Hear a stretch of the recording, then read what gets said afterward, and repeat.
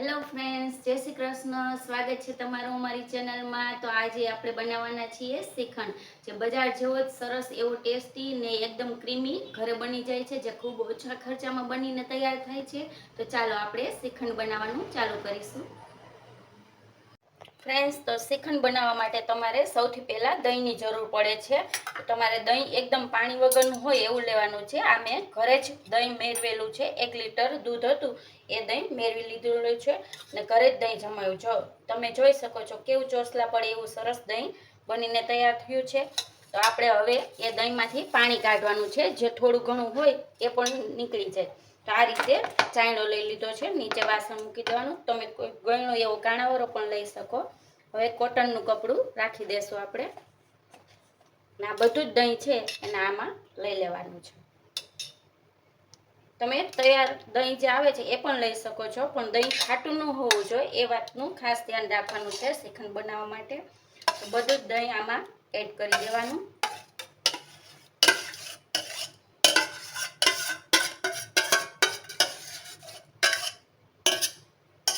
આ બધા જ દહીં રૂમાલમાં આપણે ગાંઠ વાળી દેશું.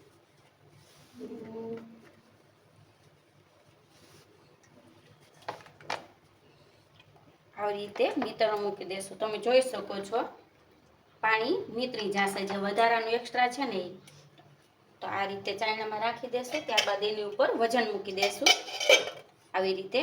અને આ દહીંને આપણે ફ્રીજમાં રાખવાનું છે પાણી નિતારવા માટે. જો બહાર રાખશો તો દહીં ખાટું થઈ જશે. એટલે 7 થી 8 કલાક અથવા ઓવરનાઇટ પણ તમે રાખી શકો છો. આપણે દહીંમાં જરા પણ પાણી ન રહેવું જોઈએ અને સરસ મસ્કો બનીને તૈયાર થઈ જવો જોઈએ. ત્યારબાદ આપણે શ્રીખંડ બનાવીશું. તો આપણે ઓવરનાઇટ ફ્રીજમાં જે દહીં રાખ્યું હતું એ હવે ચેક કરી લઈશું. જો આ રીતે પાણી નીકળતું હોય છે. આપણે ફ્રીજમાં રાખ્યું હોય ત્યારે થોડુંક વધારે નીકળે એટલે કાઢી નાખવાનું, પાછું ફ્રીજમાં મૂકી દેવાનું.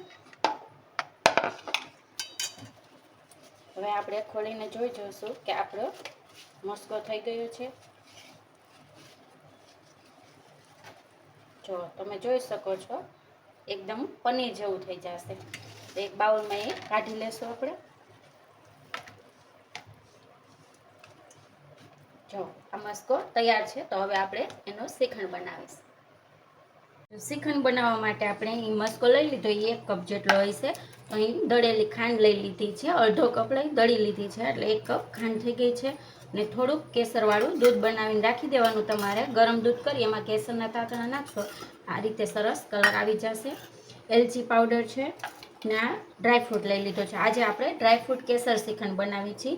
તો એમાં બદામ અને પિસ્તાને થોડીક વાર 10 મિનિટ તમારે ગરમ પાણીમાં પલાળી અને એની છાલ કાઢી લેવાની છે. એટલે મેં આ 2 બદામ રાખી છે, જેથી શ્રીખંડમાં પછી પલળે તો એની છાલ અલગ ન થઈ જાય અને સરસ મજા આવે શ્રીખંડ ખાવાની.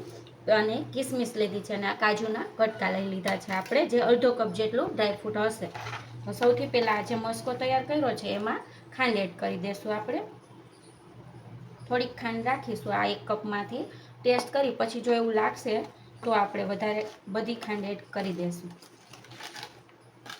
બધું સરસ આ રીતે મિક્સ કરી દેવાનું છે.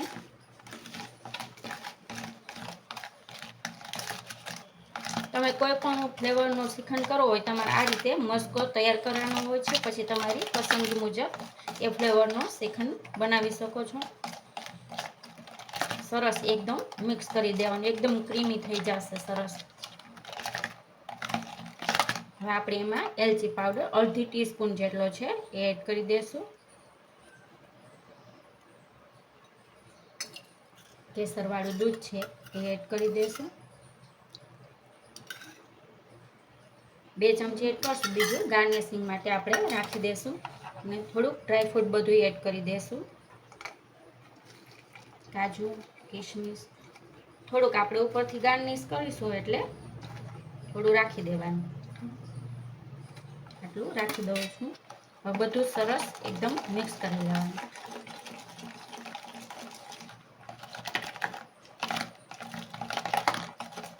સરસ મજાનો આ ડ્રાયફ્રૂટ કેસર બનીને તૈયાર થાય છે.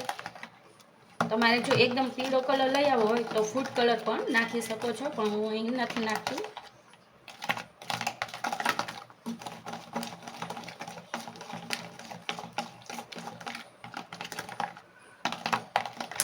જો ફ્રેન્ડ્સ કેવો સરસ બની ગયો છે, એકદમ ક્રીમી. હવે આપણે આ શ્રીખંડ બનીને તૈયાર છે, તો એને એક બાઉલમાં ગાર્નિશ કરીશું. તો ફ્રેન્ડ્સ શ્રીખંડ બનાવ્યો એને એક બાઉલમાં મેં કાઢી લીધો છે.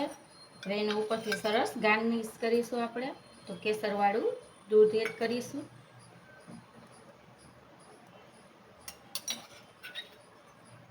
જો દેખાવમાં સરસ લાગશે. હવે જે ડ્રાયફ્રૂટ આપણે રાખ્યું હતું એ એડ કરી દઈશું. ફ્રેન્ડ્સ, તમને જો મારી આ રેસીપી ગમી હોય તો અમારી આ રેસીપીને લાઈક અને શેર કરવાનું ભૂલતા નહીં. અને અમારી ચેનલને સબસ્ક્રાઈબ કરી દેજો. તમને જો મારી આવી રેસીપી નવી જોવી હોય તો કોમેન્ટ કરી દેજો કઈ રેસીપી જોવી છે. તો આપણો શ્રીખંડ ઓલમોસ્ટ તૈયાર છે, પરંતુ તમારે હજી એને 1 કલાક ફ્રીજમાં રાખી દેવાનું, જેથી બધા જ ફ્લેવર સરસ અંદર આવી જશે અને ત્યારબાદ તમારે એને સર્વ કરવો. તો ફ્રેન્ડ્સ, જોયું ને, ખૂબ જ સરળતાથી ઘરે શ્રીખંડ બનીને તૈયાર થઈ જાય છે અને બહાર જેવો જ સરસ બને છે. તો તમને મારી આ રેસીપી જો ગમી હોય તો અમારા આ વિડીયોને લાઈક અને શેર કરી દેજો. અને અમારી ચેનલને હજી સુધી જો સબસ્ક્રાઈબ ન કરી હોય તો સબસ્ક્રાઈબ કરી દેજો. Thank you.